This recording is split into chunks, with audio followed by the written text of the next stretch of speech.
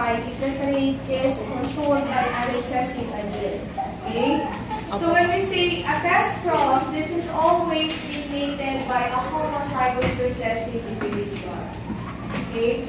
Homozygous recessive individuals. For example, you have here a heterozygous organism. When this is actually mated with a homozygous recessive individual, this is what we refer to as test cross. Did you get that?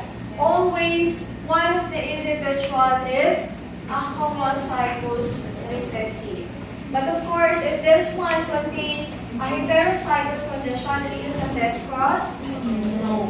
Okay, so you have to be sure that one of your individual is a homozygous recessive condition. Let's go to the next.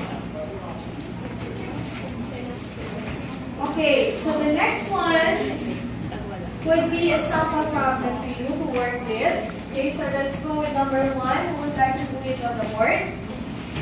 So the trait of interest in the perennial color having 2 alleles are for the purple, which is the dominant trait, and R, small r, for the yellow, which is the recessive trait. Original parents are P1 generation are homozygous for R and homozygous for yellow. So what was the phenotype and the genotype of the F1 generation? What are the genotypic ratio of the F2 generation? And what was the expected phenotypic ratio of the F2 generation? Okay, who would like to do it on the board? For the what was the expected phenotypic ratio? Therefore, you have 3 purple is to 1. Okay. Question with regards to that one? Okay, so let's move on to the next. The next one is actually the law of independent assortment. So the law of independent assortment is actually being carried by more than 2 traits. Okay? So if you are using a dihybrid cross, a trihybrid cross, or more than 3 set of traits, you are now using this law of independent assortment. Did you get that? So the law of segregation is only applicable for the monohybrid cross, or if you are only pertaining to 1 trait or characteristic. But more than that, you are now under the second law, which is the law of independent assortment. Okay, so what does this mean? That each of the alleles in the gene pair separate cleanly from each other during meiosis. Okay? So let's move on. If you can still remember the dihybrid cross that was being presented by Mendel, can you still remember that? No.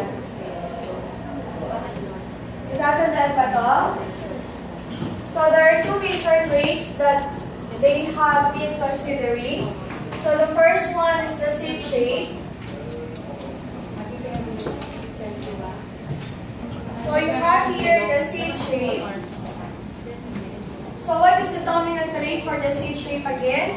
Okay, so you have here the round. And then recessive trait would be wrinkle. Okay, so the other trait would be the seed color. So in the seed color, what is the dominant trait? Yellow. Yellow. Okay, so yellow pertaining to this one. And then green. So you have here green. Okay. So what they did with this one is to cross. So they actually crossed the round yellow homozygous for the alleles by the wrinkled green.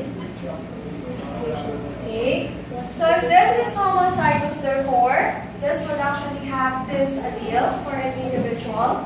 This one contains all are recessive. So what will be your F1? So if this is your P1 and P2. So how many types of the mix are you going to form here? Y. How many types of the mix? You only have how many types of the mix? Do you have a heterozygous condition here? No, therefore how many types of the mix? 2. 1. You would only have 1 type, and that is RY. Ay, syempre, lahat siya RY.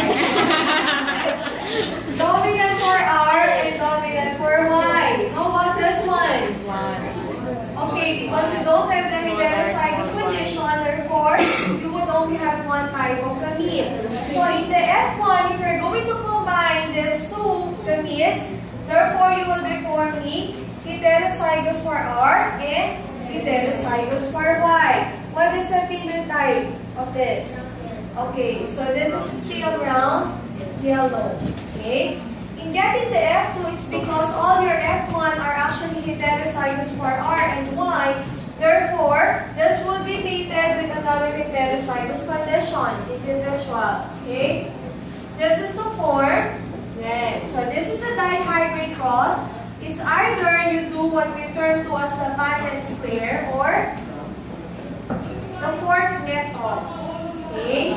So you have two choices, yung Punnett and the fourth, I think it's double N. And the fourth method. Okay? So please take note on this one, the Punnett and the fourth. Okay? So whatever is convenient to you to use with regards to the dihybrid cross, you may do so. So it's either the Punnett. Are you familiar with the Punnett square? Yes. Okay, we have the Punnett square here. Who is an expert of the Punnett on the board? Using the Punnett square. Only for 2 minutes. Expert.